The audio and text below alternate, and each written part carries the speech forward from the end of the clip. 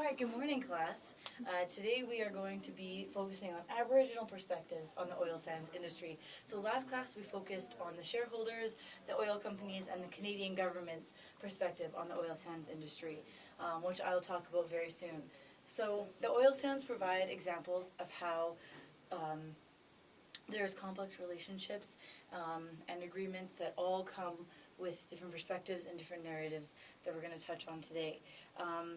It is important that at the end of the lesson, all of you can acknowledge the importance of the variety of perspectives in northern Alberta surrounding the oil industry and its effects on the people of that land and the environment. So, similar narratives, question mark. So this orange line represents the shareholders, oil companies, government narrative that we talked about last class. So that is orange, remember that. And this first purple line is the positive perspective on on oil sands from an Aboriginal perspective. So a positive Aboriginal perspective on the oil sands. So last class we did a lot of this. We did a lot of going in between these two narratives. We talked a lot about this one, and then we touched upon the positive aspects of the Aboriginal perspectives on the oil sands, and we kind of ended it there. So today I want to focus more on the positive and the negative narratives of just the Aboriginal people, so just the Aboriginal perspectives of the Aboriginal people of northern Alberta. So today we're going to do a lot of this. So we're going to be exploring the in-between world, if you will, between these two narratives. And these lines will show up in slides when you need to focus on the positive or negative perspective. And when I mean positive Aboriginal perspective, I mean that this is Aboriginals that are completely for or somewhat for having oil sands, and they think that there's more of a benefit than a risk or than negatives. The negative Aboriginal perspective means that these people on this line do not agree with the oil sands being in their area. They think it should be wiped out. They don't agree that it should be in their land. They think that agreements should be changed to benefit them more because they are suffering, all of those things. So today, like I said, we're focusing on these two narratives, and I will touch upon this one. So setting the stage. Approximately 23,000 Aboriginal people live in the oil sands areas, with 18 First Nations and 6 Métis settlements located in that region. Thousands more live off reserve land and outside settlement areas. So this is just to give you context and perspective how many people we're talking about here. And to give you a visual of the area that we're talking about, last class I touched upon it, but this is Edmonton right here, super close. This is the oil sands area that we're going to be focusing on today, this big blue blob on Alberta, okay? And this affects you guys because look where we are. Look where we are in relation to this. This is not a problem that's happening across the world. This is not issues or things that are happening a long ways away. They're happening right here. So this is the title for this blurb was in this article here. So this is oil sands, a Government of Canada perspective. So this would be that orange line. The title oil sands, a strategic resource for Canada, North America, and the global market. So again, strategic resource. That's how they classify oil sands. And this is like an advertisement for oil sands, because yes, they actually define Aboriginal peoples in this article. Yes, Miranda? How would you classify the oil sands, if not a strategic resource? If not a strategic resource, I would classify the oil sands as an industry that is both negatively and positively impacting the people that live in this area and having greater effects on people that live outside of it, and the economic impact and environmental impact of the oil sands, I guess, would be its biggest things I would identify with oil sands, because the economy directly affects the environment, and vice versa, in the way that people are arguing both for and against having economic benefits outweighing environmental impacts. So I'll talk about that more through this presentation. So, Fort Mackay Aboriginals take the good with the bad of the oil sands. So this is the title of an article written by a newspaper for the Fort McKay Aboriginals. So the chief of Fort McKay highlighted his band's financial successes from the oil sands, which transformed the Fort McKay First Nations into one of Canada's Aboriginal business powerhouses, and expressed gratitude for its strong relationship within the industry. The reserve in the heart of the Athabasca oil sands, that big blue blob, sits on top of 2 billion barrels of oil. So 2 billion barrels of oil. That's a lot. So community has done well so far, providing services to oil sands developers as reflected by its really good financial situation. Full employment and programs such as child and elder care and high school long distance learning. So as you can all see, I've outlined it right here, but this would be the positive perspective from an Aboriginal perspective on the oil sands. Is there a choice though? So the market for our furs dried up. Prices dropped. So all across the country and northern Canada, Aboriginal people lost a livelihood. We had a choice, go on welfare or work. And we felt that it was necessary for us to get into the mainstream economy and fully participate so that our people would have an opportunity to make a living.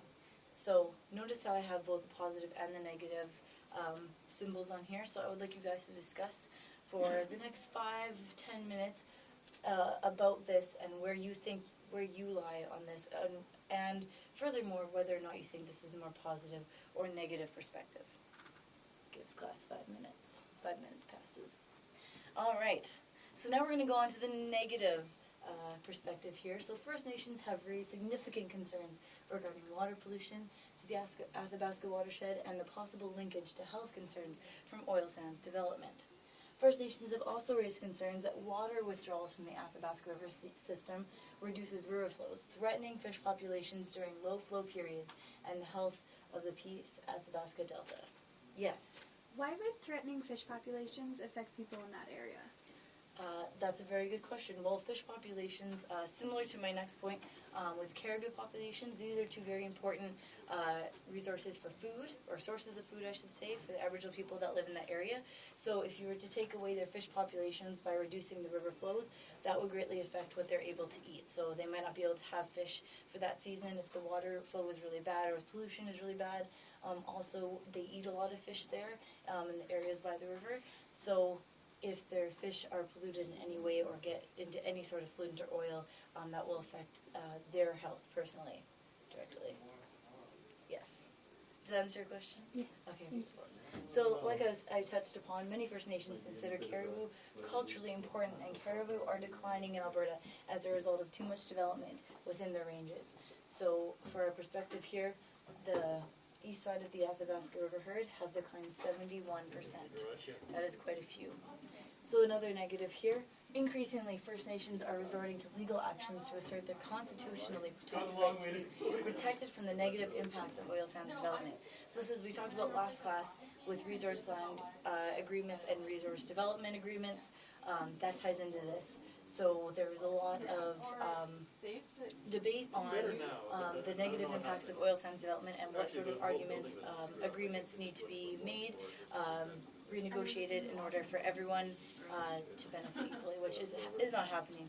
So here's a poster where or a protest where they have a poster with a tortoise, and it says, "Shut down tar sands." The tortoise is very important to First Nation culture, and I will explain that very soon. And this one, it says, "We say no in Enbridge oil." So again, they're protesting the oil sands, and this is the final negative point I will touch upon today. So, an Aboriginal mosaic. I'm now going to talk about your assignment that will be due at the beginning of next class, and this is your overview of what it should look like here. So, Aboriginal mosaic. This is a tortoise, just like I mentioned in the previous slide.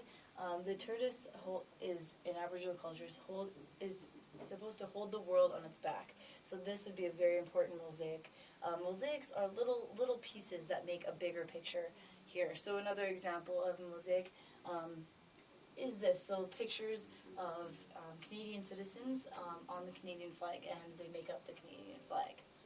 Okay, so your task is to create a mosaic using the Mosaic Maker, which is a website I'm going to show you guys very soon, that respectfully illustrates an Aboriginal perspective on the oil sands. The perspective can be positive or negative. regarding the oil sands, but must be from a Northern Alberta Aboriginal perspective. As you know, Aboriginal people do not just live in Canada and Northern Alberta. They live all over the world. So I don't want you to sway away from this area here because that's what we're focusing on. So make sure that it's from this area here. And you have to also make sure that you're picking a positive or negative perspective and make sure that that is very clear. I have a sheet for all of you, and I'm going to hand it to Miranda to pass out to the class. And on the sheet it gives you more details. For example, how many pictures your mosaic can have. Also outlines that each picture has to have significance to it, so you have to be able to describe in 1 or 2 sentences why you chose to include that picture in your mosaic. And going back to this page here, so our mosaic was going to look something like this, different shape, I'll talk about that, but it's going to look more like this than like this, but know that the basis of this project is off the Aboriginal mosaics. And this is one of many, many examples if you were to Google Aboriginal mosaic. So, yes, I'm going to get her to pass these out.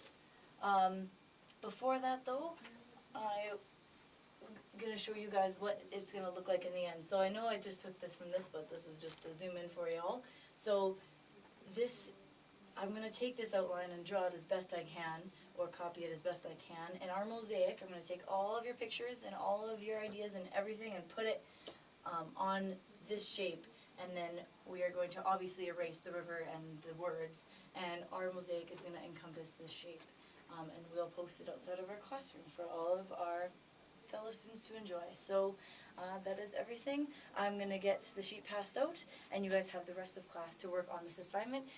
You have the reflection, which is outlined on the sheet, and the actual mosaic itself that are due at the beginning of next class. So whatever you don't finish in this class period, you have for homework due next class. Thank you.